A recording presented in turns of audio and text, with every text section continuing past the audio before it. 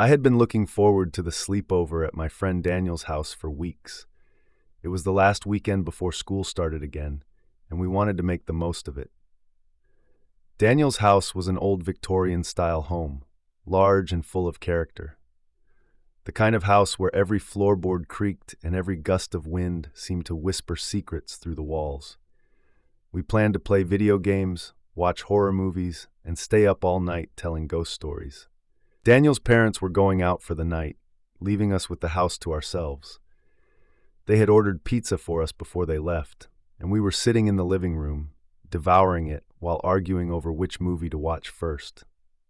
The mood was light, filled with the kind of laughter that only comes from being with your closest friends. As the sun set, casting long shadows across the room, we finally settled on a classic horror movie. Daniel dimmed the lights, and we huddled together under a blanket, eyes glued to the screen. The movie was filled with jump scares and eerie music, perfect for setting the mood for our sleepover. Halfway through the movie, I thought I heard a noise coming from upstairs. It was faint, like a door creaking open or someone moving around. I brushed it off, thinking it was just the old house settling. But a few minutes later, I heard it again, louder this time. I glanced at Daniel, who seemed to be focused on the movie, and decided not to say anything. No need to ruin the fun over some creaky floorboards. We finished the movie and moved on to playing video games. The noise from upstairs had stopped, and I had almost forgotten about it. We were immersed in a heated match when the sound of footsteps echoed down the hallway. This time everyone heard it. We paused the game and looked at each other, wide-eyed. "Did you hear that?" Daniel asked, his voice barely above a whisper. "Yeah, it sounded like someone walking upstairs," I replied, my heart beginning to race. "Probably just the house," another friend Mark suggested, trying to sound confident. "Old houses make weird noises," but we all knew that wasn't the case. The footsteps had been too deliberate, too human. We sat in silence for a moment, listening intently. The footsteps came again, this time moving from one end of the house to the other. "I'm going to check it out," Daniel said, standing up and grabbing a flashlight. "Who's coming with me?" Reluctantly, Mark and I stood up. The rest of our friends stayed in the living room, too scared to move. We crept up the stairs, the flashlight beam shaking slightly as Daniel led the way. The house was eerily silent, except for the occasional creak of the floorboards beneath our feet. We reached the top of the stairs and paused, listening. The footsteps had stopped, and all we could hear was the sound of our own breathing. Daniel moved forward, slowly opening the door to his parents' bedroom. It was empty, just as we expected. We checked the other rooms one by one, each one empty and undisturbed. Finally, we reached the last room at the end of the hall. It was a small guest room that Daniel's family rarely used. Daniel opened the door, and we all peered inside. The room was dark, the only light coming from the moon shining through the window. At first, it seemed empty like the others. But then we saw it, a figure standing in the corner, facing the wall. My heart felt like it stopped in my chest. I couldn't believe what I was seeing. "Who's there?" Daniel demanded, his voice shaking.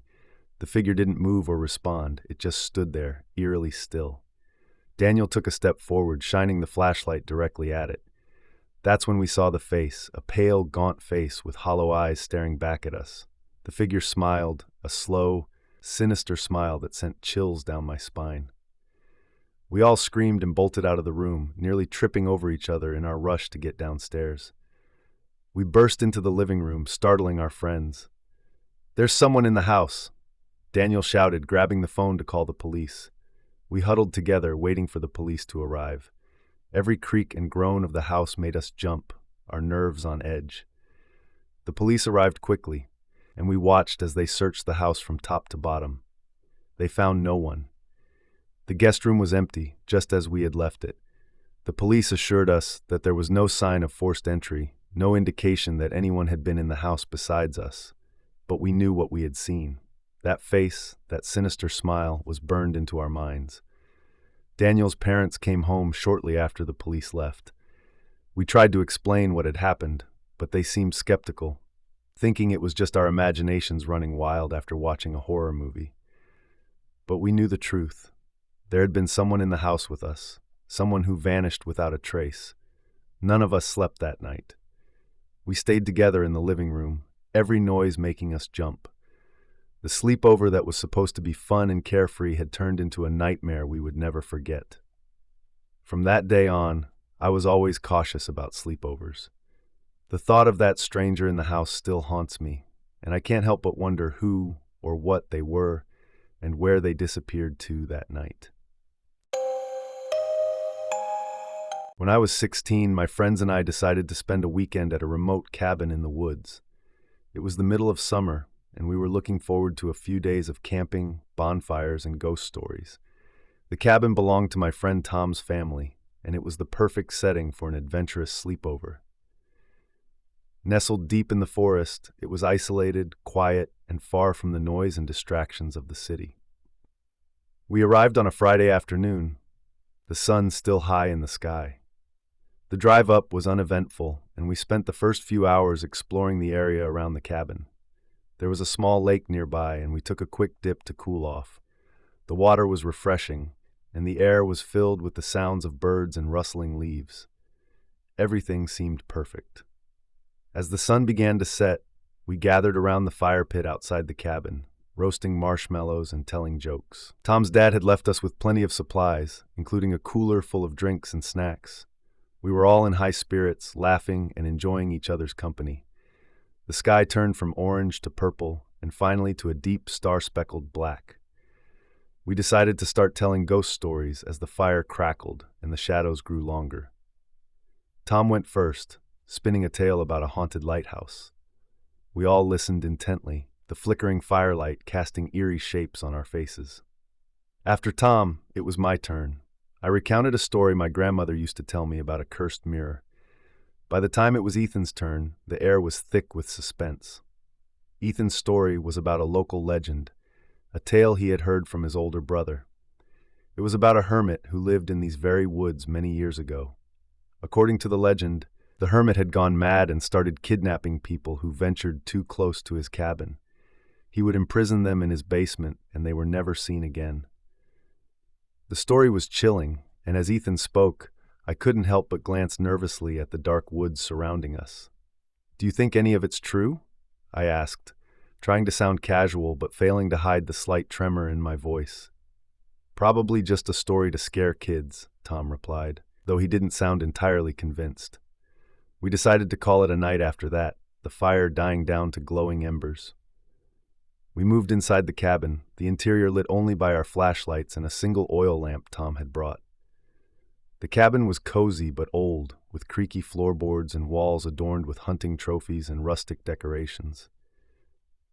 Tom and I shared one of the two bedrooms, while Ethan and Dylan took the other. We had planned to stay up late playing card games, but the ghost stories had taken the wind out of our sails. We ended up talking quietly for a while before drifting off to sleep. I woke up in the middle of the night to a strange sound. At first I thought it was just the wind, but then I heard it again, a faint, rhythmic tapping. I glanced over at Tom, who was still asleep, then checked my phone. It was 2:33 a.m. The tapping continued, growing louder and more insistent. I got out of bed, trying not to make any noise. The floorboards creaked under my feet as I made my way to the window. I peered outside, but the darkness was impenetrable. The tapping seemed to be coming from the front of the cabin. I felt a chill run down my spine, but curiosity got the better of me. I grabbed my flashlight and tiptoed out of the room. The main room of the cabin was eerily silent.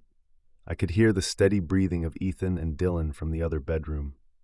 The tapping was louder now, definitely coming from outside. I took a deep breath and unlocked the front door, opening it just enough to slip through.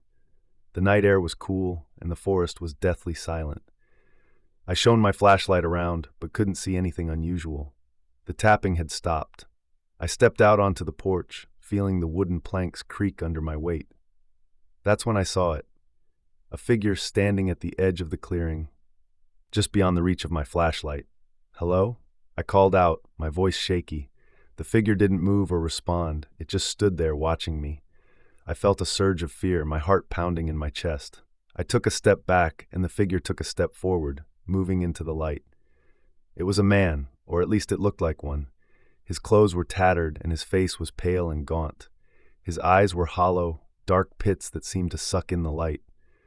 "Who are you?" I demanded, trying to sound braver than I felt. The man didn't answer. Instead, he raised his hand and pointed directly at me. I felt a wave of dread wash over me, and I stumbled backward, nearly tripping over my own feet. I scrambled back into the cabin, slamming the door shut and locking it. My hands were shaking so badly I could barely turn the lock. I ran back to the bedroom and shook Tom awake. "What's wrong?" He mumbled, rubbing his eyes. "There's someone outside," I whispered urgently. "We need to wake the others." Tom's eyes widened and he sat up quickly. We roused Ethan and Dylan, explaining what had happened. They looked as scared as I felt, but we knew we had to do something. We armed ourselves with whatever we could find, a fireplace poker, a kitchen knife, and a heavy flashlight. Then we gathered in the main room, listening for any signs of the stranger. Minutes passed, but there was no sound. No tapping, no footsteps, nothing. We began to relax, thinking maybe it had just been my imagination. But then we heard it, a slow, deliberate knock on the front door. We all froze, staring at the door. "Maybe it's just someone lost in the woods," Ethan suggested, though he didn't sound convinced. Tom took a deep breath and stepped forward, gripping the fireplace poker tightly. He motioned for us to stay back and slowly unlocked the door. He opened it just a crack, peering outside. "There's no one there," he said, his voice barely above a whisper. We all exchanged nervous glances. Tom opened the door wider, shining his flashlight into the darkness. The porch was empty. He stepped outside and we followed, staying close together. The clearing was empty, the forest silent. There was no sign of the man I had seen. We searched the area around the cabin, but found nothing. No footprints, no evidence that anyone had been there. It was as if the man had vanished into thin air. We went back inside, locking the door behind us and piling furniture against it for good measure. None of us slept for the rest of the night, huddled together in the main room with our makeshift weapons. Morning came slowly, the first light of dawn filtering through the windows. We packed up our things quickly, eager to leave the cabin and the eerie events of the night behind. As we drove away, I glanced back at the cabin, half expecting to see the stranger standing there, watching us. But there was nothing. We never went back to that cabin again. The memory of that night still haunts me, and I can't help but wonder who or what the man was and why he had chosen to visit us. I'll never forget the hollow look in his eyes or the sense of dread that had filled me when he pointed at me. It was a sleepover I would never forget, for all the wrong reasons. It was my friend Mia's birthday, and she had invited a bunch of us over for a sleepover at her house in the suburbs. It was the middle of summer, and we were all excited for a night of games, movies, and laughter. Mia's house was perfect for a sleepover. It had a big living room, a spacious backyard, and plenty of space for everyone to sleep. We arrived at Mia's house in the early evening. Her parents were hosting a small barbecue in the backyard, and the smell of grilled burgers and hot dogs filled the air. We spent the first few hours outside, eating, playing games, and enjoying the warm evening. As the sun began to set, we moved inside to start the sleepover activities. Mia's living room was decorated with balloons and streamers, and there was a table full of snacks and drinks. We spread out our sleeping bags and settled in for the night. We started with some board games, then moved on to watching a scary movie. The atmosphere was light and fun, with lots of laughter and joking around. As the movie ended, Mia suggested we play a game of truth or dare. We all agreed, and the game started off with harmless questions and silly dares. But as the night went on, the dares became more daring, and the questions more personal. We were all having a great time, pushing each other's limits and laughing at the ridiculous challenges. It was around midnight when things started to take a strange turn.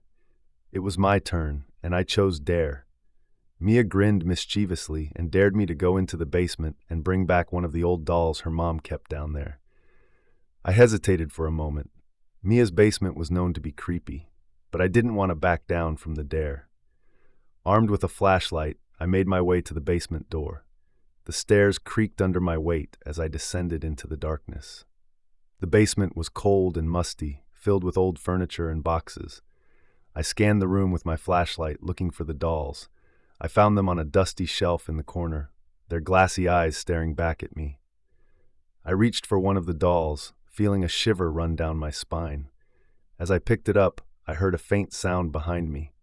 I turned around quickly, but there was nothing there. I told myself it was just my imagination and hurried back upstairs, eager to rejoin the others. When I returned to the living room, everyone cheered, and Mia took the doll from me, placing it on a side table. We continued with the game, but I couldn't shake the uneasy feeling that had settled over me in the basement. The next few rounds went by uneventfully, but then it was Mia's turn again. She chose truth, and Owen asked her if she believed in ghosts. Mia paused for a moment, then nodded. "My mom told me a story once," she said. "She said that when we first moved into this house, she would hear strange noises at night. She thought it was just the house settling, but then she started seeing things. Shadows moving, doors opening and closing on their own. She believed the house was haunted." We all listened in rapt silence, the fun atmosphere replaced by a growing sense of unease. Mia's story had set a somber tone, and we decided to take a break from the game. We settled into our sleeping bags, talking quietly and trying to shake off the creepy feeling. It was around 2 a.m. when I was jolted awake by a loud noise. I sat up, my heart pounding, and looked around. Everyone else was still asleep, except for Mia, who was also sitting up, looking just as startled as I was. "Did you hear that?" she whispered. I nodded, straining to listen. The house was silent, but then I heard it again, a loud thump like something heavy had fallen. It was coming from the basement. Mia and I exchanged worried glances, and she reached for her flashlight. "Let's go check it out," she said, her voice shaking slightly. We got up quietly, trying not to wake the others, and made our way to the basement door. The flashlight beam danced over the walls as we descended the stairs. The basement was just as I had left it, with the dolls still on the shelf. But something felt different, like the air was thicker, heavier. We searched the basement, but found nothing out of place. Just as we were about to head back upstairs, we heard another noise, a soft, shuffling sound, like footsteps. The flashlight flickered, and Mia's grip on my arm tightened. "Let's get out of here," I whispered, and we hurried back upstairs, locking the basement door behind us. We returned to the living room, trying to act normal, but the unease lingered. We didn't tell the others what had happened, not wanting to scare them. We decided to stay up for the rest of the night, keeping the lights on and talking quietly. Around 3 a.m., we heard it again, the soft shuffling sound, but this time it was coming from the living room. We all froze, staring at the source of the noise. The doll I had brought up from the basement was now sitting in the middle of the room, its glassy eyes fixed on us. "Who moved the doll?" Mia asked, her voice barely above a whisper. No one answered. We were all too scared to speak. The shuffling sound continued, and we realized it was coming from the doll. It moved slightly, almost imperceptibly, but enough to send a wave of terror through us. I grabbed the doll, intending to throw it back in the basement, but as soon as I touched it, I felt a cold, clammy sensation, like I was holding something alive. I dropped it immediately, and it landed on the floor with a soft thud. "We need to get rid of it," Owen said, his voice trembling. "Take it outside." Mia opened the front door, and I picked up the doll again, this time using a towel to avoid touching it directly. We hurried outside and threw the doll into the bushes, then quickly went back inside, locking the door behind us. The rest of the night passed in a tense, uneasy silence. None of us slept, and we kept the lights on, watching the windows and listening for any more noises. Morning finally came, and we packed up our things, eager to leave. As we were getting ready to go, Mia's mom came downstairs, surprised to see us all awake so early. "Did you girls have fun?" she asked, noticing the tired expressions on our faces. We nodded, not wanting to worry her. But as we left, I couldn't shake the feeling that something was still watching us, lurking in the shadows of the house. It wasn't until we were driving away that Mia told us her mom's story in full. She had never told us the ending before. According to her mom, the previous owners of the house had a daughter who went missing one night. They searched everywhere, but she was never found. Some say she still haunts the house, looking for a way back to her family. I glanced back at the house one last time as we drove away. and for a brief moment I thought I saw a figure standing in the window, watching us leave. It was just a trick of the light, I told myself. But deep down, I knew I would never forget the eerie events of that night, and the feeling that we were never truly alone in that house. Sleepovers were always a blast, especially during the summer when we had no school to worry about and could stay up as late as we wanted. This particular sleepover was at my friend Chloe's house, which was known for its spacious backyard and a small, cozy gazebo where we planned to hang out most of the night. We arrived at Chloe's place in the late afternoon, our bags filled with snacks, blankets, and games. Her parents were kind enough to set up the gazebo with fairy lights, and there was a fire pit nearby for making s'mores later. The evening started off perfectly. We played a few rounds of Uno, shared some ghost stories, and laughed until our stomachs hurt. As the sun dipped below the horizon, casting a golden glow over the yard, we decided it was time for a spooky game of hide-and-seek. Chloe's backyard was the perfect setting, with plenty of bushes, trees, and even a small garden shed to hide in. We drew straws to see who would be it, and I ended up with the shortest one. "All right, I'm counting to 50, I said, turning my back to the gazebo and covering my eyes. 1, 2, 3. The others scattered, giggling as they ran off to find the best hiding spots. I counted slowly, the anticipation building with each number. When I finally reached 50, I called out, "Ready or not, here I come." I started my search around the gazebo, checking behind the bushes and under the picnic table. I found Bailey first, her foot sticking out from behind a tree. "Got you," I said, tapping her on the shoulder. She laughed and joined me in the search. We found Arthur next, hiding in the garden shed. The door creaked loudly as I opened it, and he jumped out, pretending to be a ghost. We all laughed and continued looking for Chloe and Olivia, who were proving to be expert hiders. As we searched, the night grew darker, and the sounds of the neighborhood quieted down. The only noise was the occasional rustle of leaves in the breeze and the chirping of crickets. The fairy lights cast a soft glow around the gazebo, but the further we moved away from it, the darker it got. We found Chloe hiding behind a stack of firewood near the edge of the yard. She joined us, and we continued looking for Olivia, who was the last one left to be found. "Olivia, come out! Come out! Wherever you are," we called, but there was no response. We checked all the usual spots, behind the garden shed, under the deck, and even in the trees, but she was nowhere to be found. The game that had started off so fun was beginning to feel unsettling. "Maybe she went inside," Arthur suggested. We headed to the house and checked the living room, the kitchen, and even upstairs in Chloe's bedroom, but there was no sign of Olivia. "She wouldn't just leave without telling us," Chloe said, worry creeping into her voice. We returned to the backyard, our flashlights in hand, and resumed our search. The yard felt different now, the playful atmosphere replaced by an eerie stillness. We called out for Olivia again, but our voices sounded small and insignificant in the darkness. Suddenly, we heard a faint sound, like someone crying. We followed the noise to the far corner of the yard, near a patch of overgrown bushes. As we approached, the crying grew louder, more desperate. "Olivia?" I called out, my heart pounding in my chest. There was a rustling sound, and then we saw her.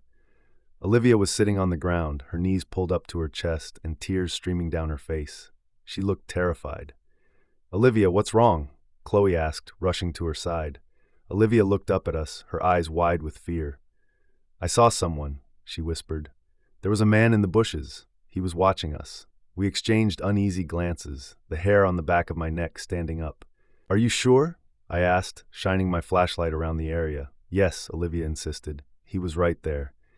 He had this creepy smile, and he didn't say anything. He just watched me." We scanned the bushes and the surrounding area, but there was no sign of anyone. The fear in Olivia's voice was real, though, and it sent chills down my spine. "Let's go inside," Chloe said. "We can call my parents and let them know." We hurried back to the house, locking the doors behind us. Chloe's parents were out for the evening, so we decided to call the non-emergency police line to report the incident. The dispatcher assured us they would send a patrol car to check the area. We huddled together in the living room, trying to shake off the fear. The police arrived within minutes, and did a thorough search of the yard and the surrounding neighborhood, but found nothing. They told us it was probably just a prank or someone passing through. Despite their reassurances, the rest of the night was tense. We decided to stay inside, watching movies and trying to keep our minds off the incident. But every little noise made us jump, and we kept glancing out the windows, half expecting to see the mysterious man again. As the hours passed, exhaustion finally caught up with us, and we drifted off to sleep. I woke up in the middle of the night to a strange sound. It was a soft tapping, like someone was knocking on the window. I sat up, my heart racing, and looked around. The room was dark, and the only light came from the moon outside. I glanced at the window and froze. There, silhouetted against the glass, was the figure of a man. He was standing just outside, his face pressed against the window, and that same creepy smile stretched across his face. I stifled a scream and shook Chloe awake. "Chloe, wake up," I whispered urgently. She rubbed her eyes and looked where I was pointing. Her face went pale, and she quickly woke the others. We all stared at the figure, too scared to move or make a sound.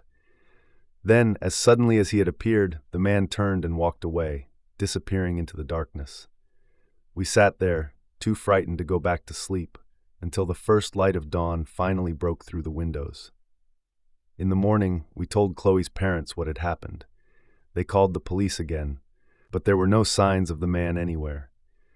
The officers told us to be cautious and keep an eye out for anything unusual. We packed up our things and left Chloe's house, all of us feeling a sense of relief to be going home. The sleepover that had started off as a fun celebration had turned into a night of terror that we would never forget. Even now, I can't shake the image of that man from my mind. The way he watched us, his creepy smile, and the fact that he could be out there somewhere, waiting for another chance to scare someone else.